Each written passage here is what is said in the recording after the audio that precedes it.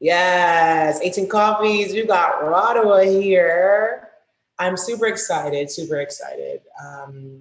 She spoke earlier this week with Megan Joy, and just from everything I've been reading and just everything I'm seeing everyone talk about, I'm super excited to have you here because you are going to help us and discuss with us what it means to drive empathy forward. So I would love for you to tell us a bit about yourself first, Radwa. Come on up here. I guess someone will put you up here. I don't know. I guess you just unmute. For sure. Yes. Thank you so much for having me. I'm really, really excited to be here. And I'm so grateful, speaking of gratitude, for everyone that was able to join from all over the country and wherever else you may be. Thank you for being here. My name is Radwa Wahba, and I am the engagement manager at 18 Coffees. That is my full-time job. My other full-time job, which is living my life, is a little bit about myself is I call myself a service designer. Kind of committed to finding the potential in processes and people. That's the thing that drives me forward.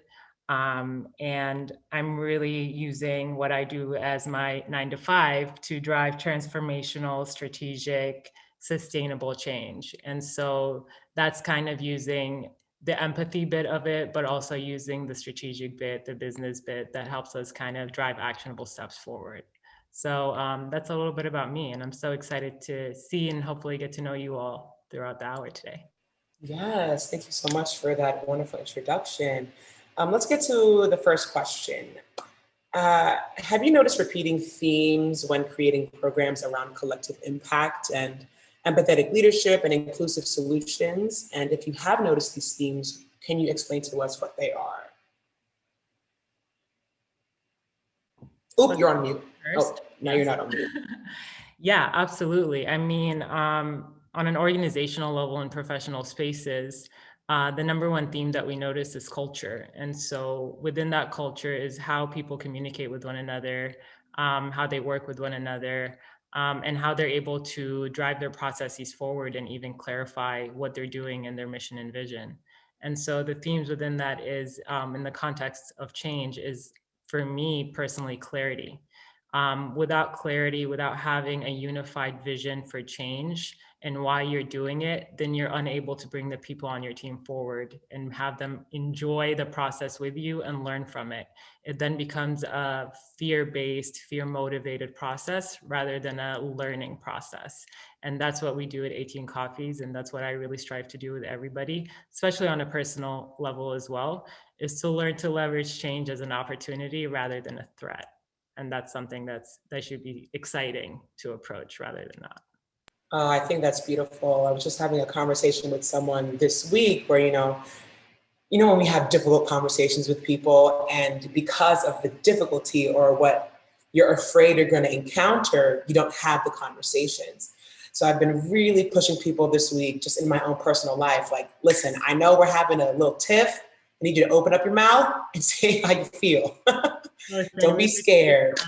We're good friends in real life. I have some of my closest friends with us today, and they will attest to the same. I love, not in a confrontational way, but let's come together and let's have a conversation. Communication is key.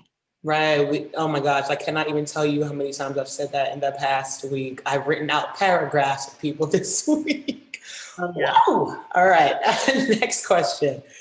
In these programs, is there a general strategy or framework you've discovered that seems to be like one size fits all in regards to change and management and innovation, or change management and innovation?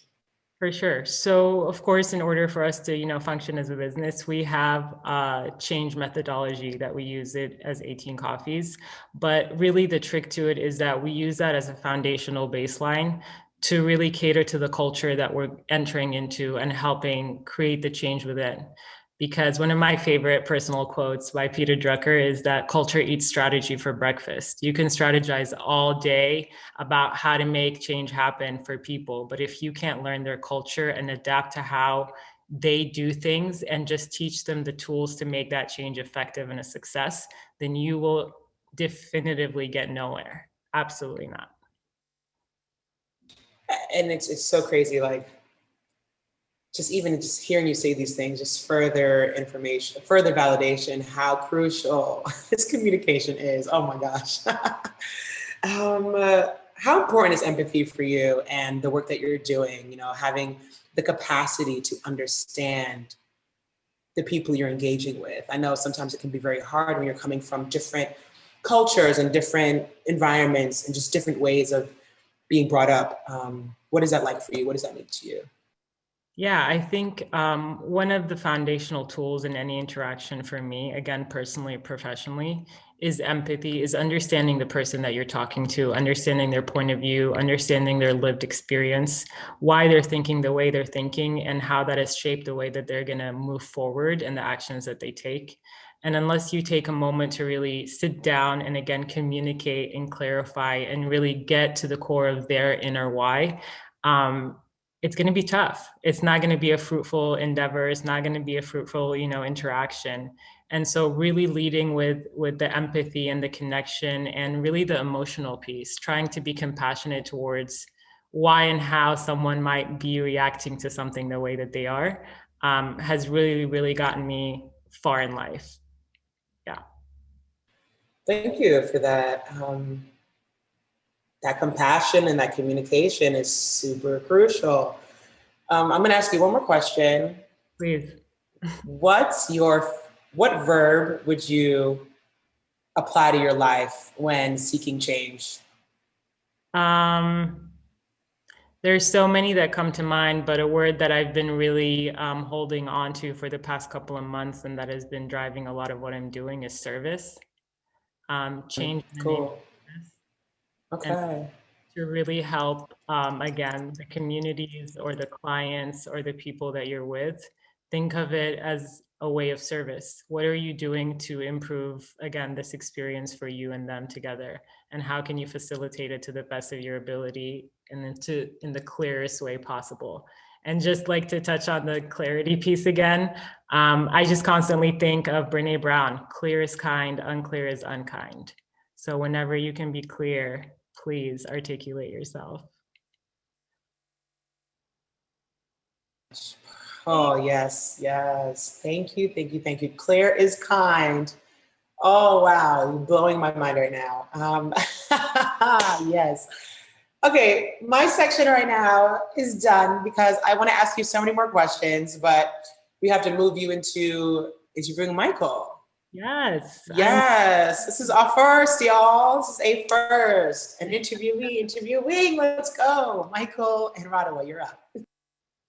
Michael, it is so nice to be able to interview you. I would love for you to take a couple of seconds to just introduce yourself to everyone here for the people that have never seen you before, and then we'll go right into the questions. So go ahead. I love it. I love it. What's up, everybody?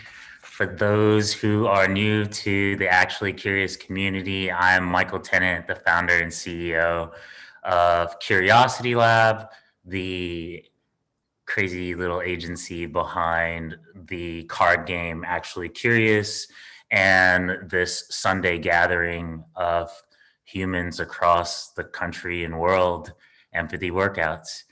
And I am incredibly blessed to be here convening with you all this Sunday and every Sunday at this time.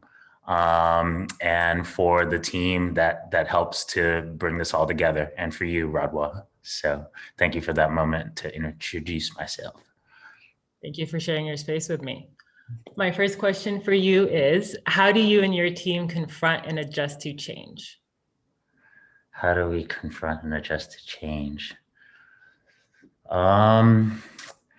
That's a good question for the time that we are, the stage of business that we are. We're changing so often. I mean, frankly, this time last year, I was unemployed, deeply in debt, and living with my parents in Florida.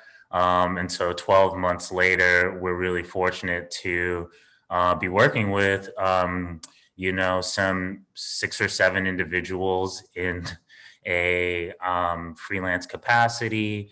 And I guess basically the reason that question is interesting is because we change so often. I mean, I don't know what our business is going to be like, because we're trying to grow organically.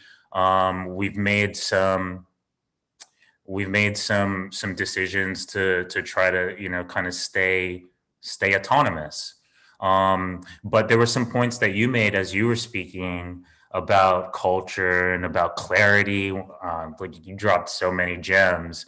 And one thing that we always try to return to is this idea of values and empathy and compassion. So I think I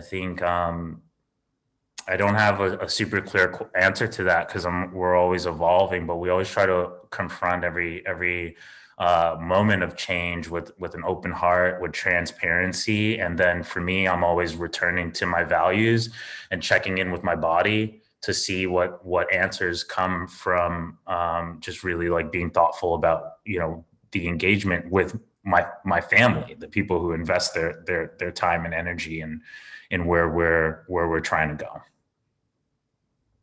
I love and appreciate that so much, Michael, because a lot of people view change as uncertainty, and that's what it's being called these days. Like, how do you deal with uncertainty? How do you manage that? And I think in times of uncertainty, the things that you hold true, like your values, become clearer than ever, because that's all you have to depend on at the time. And so for you to leverage that in your mind and to go back to it, I feel like that's a perfect answer. You don't need a clear answer for that. For my second question for you, can you tell us about the inspiration behind Actually Curious? Yeah, of course. So the exact insight around Actually Curious was wanting to create a tool that would help people lower their ego and be willing to confront their biases. That was the insight that gave birth to the card game. But the challenge that set off the insight, and actually, frankly, the values as well. The challenge was summer 2018. It was 2 years after the 2016 elections. We had a small team, young intern team that was just with us for the summer. We wanted to affect something together. We did a group values exercise, which actually I thought about doing here today later on, but we changed it up a little bit. We did a group values exercise. And then I also was teaching them about what a SMART goal is. So specific, measurable, actionable, relevant, and time-based. We were only together for the summer, and we decided that we wanted to try to fight divisiveness, actioning on the values, the shared values that we did together and ranked. We did like a design thinking workshop and ranked like the values that mattered to us all.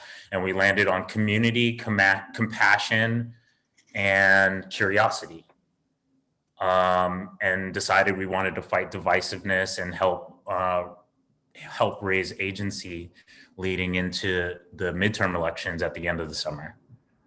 And so this was just a tactic out of a campaign that had those goals, a tactic that would allow us to pay it forward in a way, not just stop at advocacy and teaching, but like allow people to put it into practice, and give people what we hoped would become, and we're grateful has become, have this like Trojan horse to build trust and allow people also a tool to get into difficult conversations that would otherwise get avoided.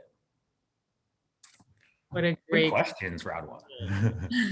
I'm usually on the question side of the seat, so I'm a little nervous. You're doing great. And my final question for you is, what do you think is important for people to deepen empathy within yourself and within others?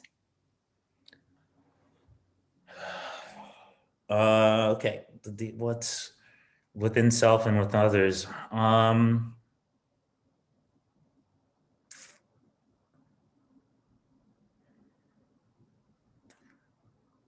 Well, I guess right now the thing that I feel most called to say is the willingness to recognize fear and confront fear, and be vulnerable about sharing fear.